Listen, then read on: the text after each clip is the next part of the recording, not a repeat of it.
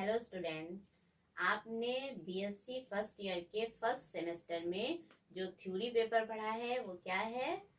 Cytology, genetics and infectious disease. तो theory वाले जो पोर्शन आपकी मोस्टली थ्योरी जो कंप्लीट हो गई है वो क्या थी? कौन सा पेपर था आपका? Cytology, genetics and infectious disease.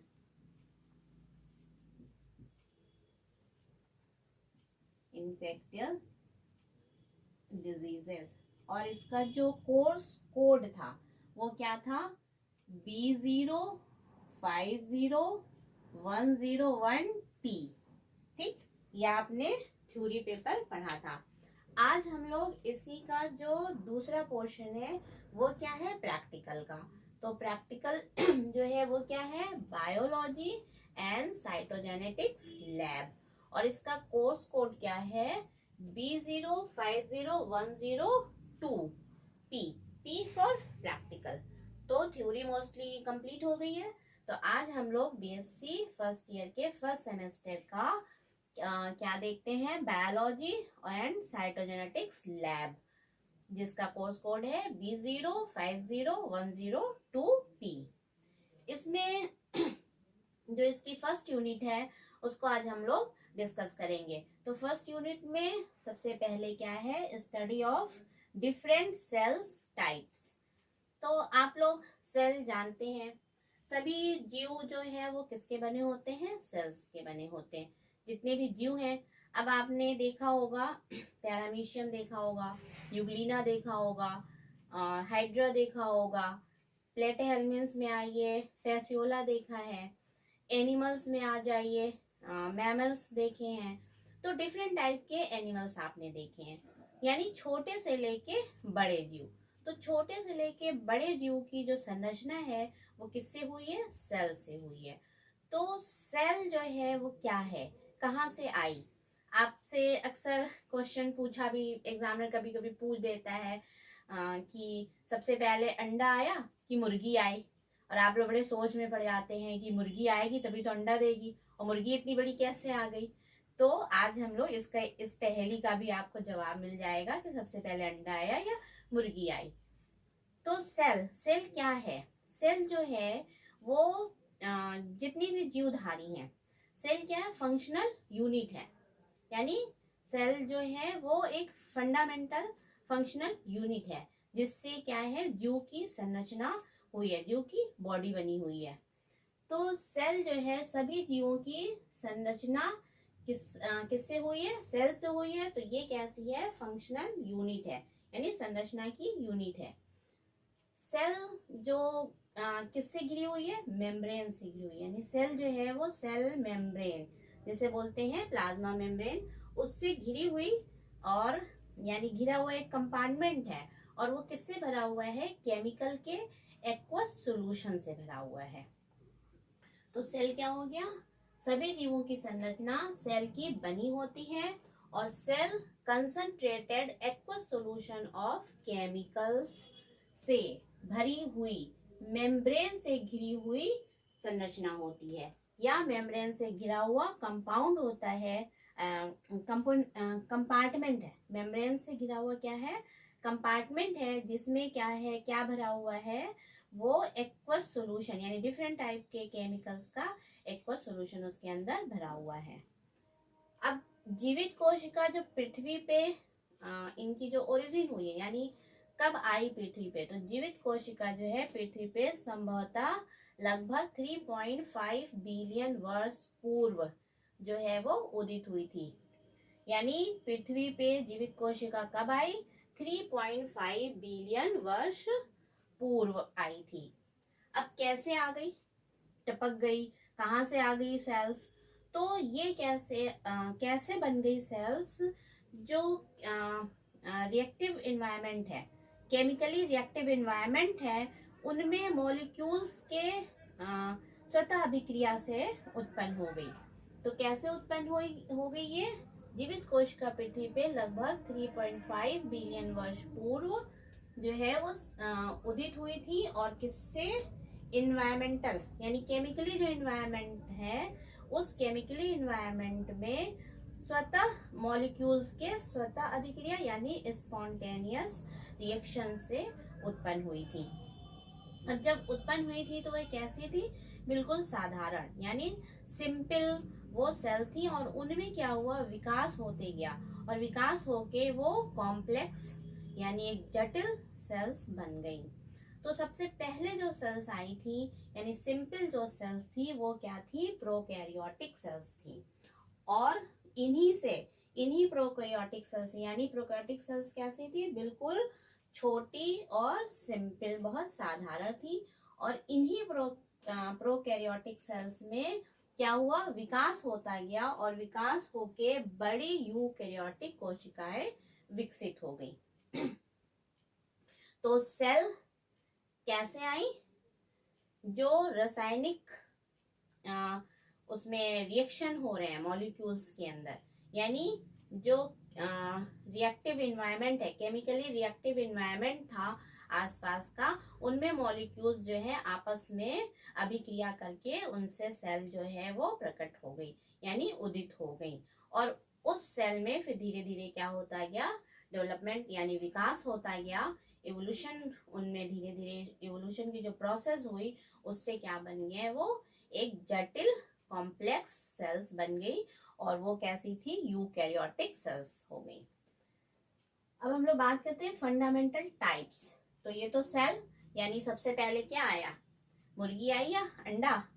तो मुर्गी यानी जो सेल यानी मुर्गी जिससे बनी है वो किससे बनी है? मुर्गी क्या है? एक जीव है, और जीव किससे बने हैं? सेल्स के बने हैं।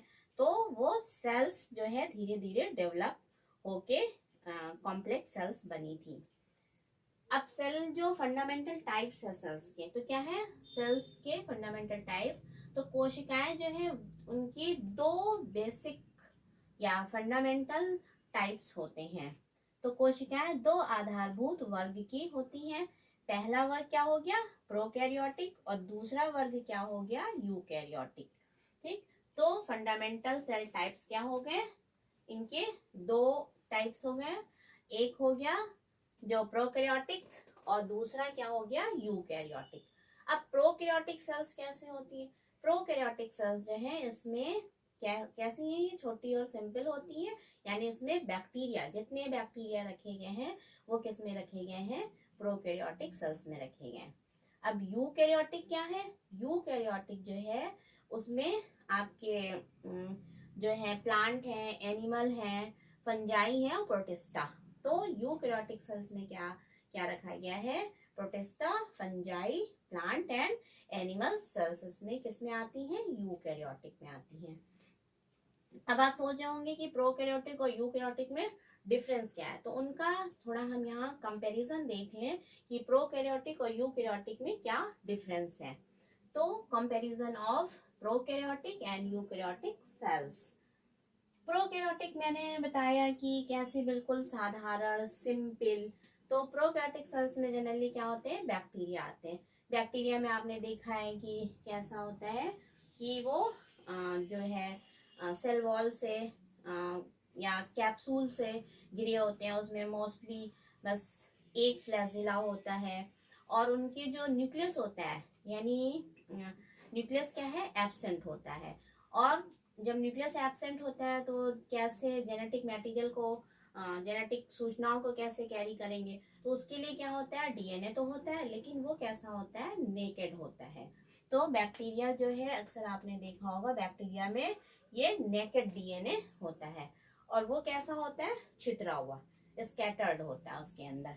ठीक, तो इसके अंदर न्यूक्लियस नहीं होता है, सिर्फ जेनेटिक मटेरियल, और वो भी कैसा? छितरे हुए होते हैं।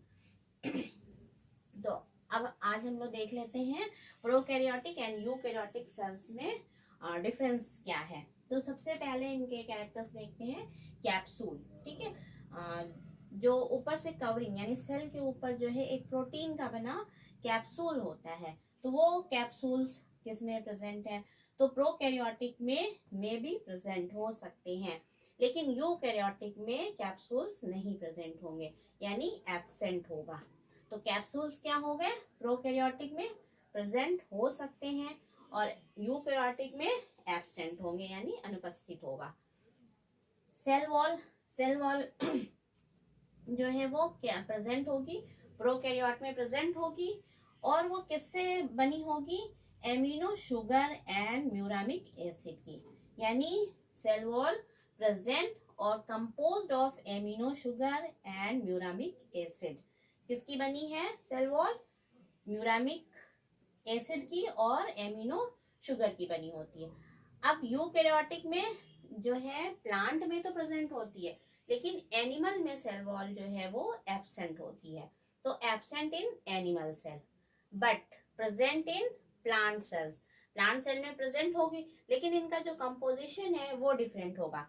प्रोकैरियोटिक में क्या था, एमिनो शुगर की बनी थी और म्यूरामिक एसिड की बनी थी, लेकिन प्लांट में ये किसकी बनी हुई है, सेल्यूलोज की बनी हुई है। तो प्लांट में प्रेजेंट होगी एंड कंपोज्ड ऑफ सेल्यूलोज। किसकी बनी है, सेल्यूलोज की बनी है। प्लाज्मा मेम्ब्रेन दोनों में ही प्रेजेंट होगी, यानी प्रोकैरियोटिक सेल में भी प्रेजेंट है और यूकैरियोटिक सेल्स में भी प्रेजेंट है। मेम्ब्रेन बाउंड ऑर्गेनल्स, ठीक है। अब मेम्ब्रेन बाउंड ऑर्गेनल्स की बात करें। मेम्ब्रेन बाउंड ऑर्गेनल्स क्या होते हैं, यानी मेम्ब्रेन से घिरे हुए, जैसे न्यूक्लियस मेम्ब्रेन से घिरा होता है, न्यूक्लियर मेम्ब्रेन से घिरा होता है, या माइटोकॉन्ड्रिया भी मेम्ब्रेन से घिरा होता है। इंडोप्लाज्मिक रेटिकुलम वो भी मेम्ब्रेन से घिरी हुई होती है यानी बनी हुई होती है। तो जितने मेम्ब्रेन बाउंड यानी मेम्ब्रेन से घिरे हुए ऑर्गन हैं वो प्रोकैरियोटिक में एब्सेंट होंगे, और यूकैरियोटिक में क्या होंगे, सभी मेम्ब्रेन बाउंड यानी मेम्ब्रेन से घिरे हुए ऑर्गन वो प्रेजेंट होंगे, उपस्थित होंगे। अब अगर हम बात करें न्यूक्लियस की, न्यूक्लियस अभी मैंने बताया कि प्रोकैरियोट में जनरली क्या रखे गए हैं, बैक्टीरिया रखे गए हैं, सिंपल सेल्स रखी गई हैं। तो न्यूक्लियस क्या है, एब्सेंट है। तो जब न्यूक्लियस एब्सेंट है तो न्यूक्लियस किसका बना होता है, न्यूक्लियर मेम्ब्रेन का। और न्यूक्लियर मेम्ब्रेन कैसी होती है, उसमें पोर्स होते हैं। तो न्यूक्लियस जो है वो प्रोकैरियोटिक में एब्सेंट होगा। जब न्यूक्लियस एब्सेंट है तो उसमें डीएनए तो है, मैंने बताया था कैसा डीएनए है, नेकेड डीएनए है। तो वो डीएनए कहाँ पे है, उसके आसपास जो है वो क्या है, न्यूक्लियोप्लाज्म है। तो न्यूक्लियोप्लाज्म और साइटोप्लाज्म जो है वो कैसा होगा, अनडिफरेंशिएटेड, यानी दोनों में डिफरेंस नहीं होगा। अगर कोई मेम्ब्रेन से घिरा होता तो डिफरेंस हो जाता है कि इसके इस साइड जो है वो न्यूक्लियोप्लाज्म है और इसके इस मेम्ब्रेन के इस साइड है वो क्या है, साइटोप्लाज्म है। तो न्यूक्लियस क्या है, एब्सेंट है, यानी न्यूक्लियर मेम्ब्रेन एब्सेंट है। तो जब न्यूक्लियर मेम्ब्रेन एब्सेंट है तो न्यूक्लियोप्लाज्म और साइटोप्लाज्म में कोई अंतर नहीं है, यानी अनडिफरेंशिएटेड है। और यूकैरियोटिक सेल्स में न्यूक्लियस क्या है, प्रेजेंट है, न्यूक्लियस प्रेजेंट है, और साइटोप्लाज्म जो है और न्यूक्लियोप्लाज्म जो है वो डिफरेंशिएटेड है, यानी अलग अलग है। तो न्यूक्लियस प्रेजेंट हो गया, cytoplasm separated by the nuclear envelope, nuclear envelope से साइटोप्लाज्म जो है वो सेपरेटेड है यानी अलग है। कंटेनिंग कॉम्प्लेक्स पोर स्ट्रक्चर, और जो न्यूक्लियर मेम्ब्रेन है उसमें क्या है, पोर स्ट्रक्चर है, यानी ये सेल है और ये न्यूक्लियस है, और न्यूक्लियस किससे घिरा हुआ है, न्यूक्लियर मेम्ब्रेन से घिरा हुआ है, यानी डबल लेयर न्यूक्लियर मेम्ब्रेन है, और यहाँ पे क्या है, ये पोर है, ये पोर है। तो ये पोर स्ट्रक्चर से, तो ये क्या है, किसमें प्रेजेंट है, और इसमें क्या फिर है, ये डीएनए है, और ये सब क्या भरा है, न्यूक्लियोप्लाज्म भरा हुआ है, और यहाँ पे क्या भरा हुआ है, ये सब साइटोप्लाज्म भरा हुआ है। ठीक, तो न्यूक्लियोप्लाज्म और साइटोप्लाज्म सेपरेटेड किससे है, न्यूक्लियर मेम्ब्रेन से, ये घिरे हुए हैं। चलिए अब नेक्स्ट देखते हैं हम लोग हेरिडिटी मटेरियल। तो हेरिडिटी मटेरियल क्या होता है, हेरिडिटी मटेरियल यानी कोई भी कैरेक्टर एक जनरेशन से दूसरे जनरेशन जो पहुंचाता है, यानी किसके द्वारा पहुंचता है, वो हेरिडिटी मटेरियल होता है। तो हेरिडिटी मटेरियल यानी कोई कैरेक्टर एक जनरेशन से दूसरे जनरेशन जो जाता है वो किसके द्वारा जाता है, डीएनए या आरएनए। तो डीएनए और आरएनए क्या हो गया, हेरिडिटरी मटेरियल हो गया। तो हेरिडिटरी मटेरियल क्या होंगे, वो डीएनए होंगे या आरएनए होंगे। और यूकैरियोटिक सेल्स में क्या होंगे, जो क्रोमोसोम्स होते हैं कंपोज्ड ऑफ डीएनए, यानी यूकैरियोटिक में जो हेरिडिटरी मटेरियल वो क्या है, वो क्रोमोसोम्स हैं। लेकिन ये क्रोमोसोम्स बने किसके होते हैं, ये क्रोमोसोम्स डीएनए के बने होते हैं।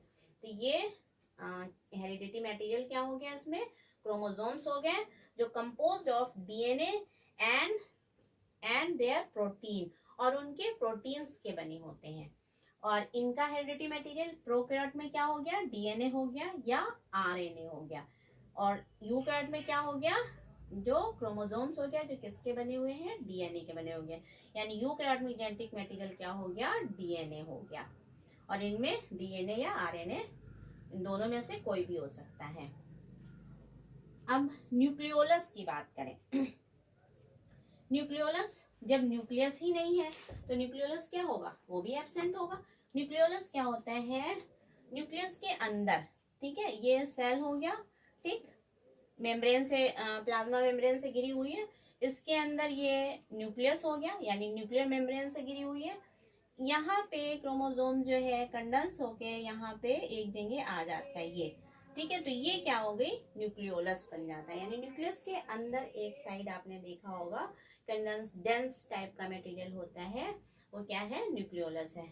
तो जब न्यूक्लियस ही नहीं प्रेजेंट है प्रोकैरियोट में, तो न्यूक्लियोलस तो सवाल ही नहीं है कि प्रेजेंट होगा। तो न्यूक्लियोलस क्या हो गया, एब्सेंट हो गया।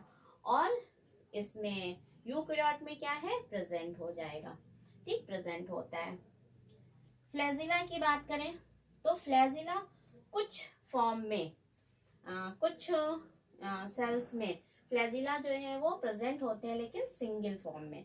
तो in some form single flagella presents does not have the 9+2 fibrillar pattern.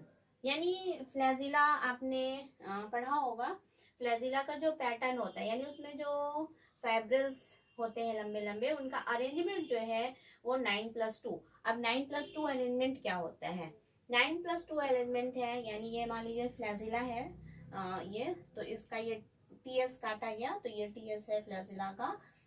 तो ये यहाँ पे डबल डबल यानी 9, इस तरह से 9 जो है रहेंगे परिधि पे, और बीच में 2 सेंट्रल फाइब्रिल रहेंगे।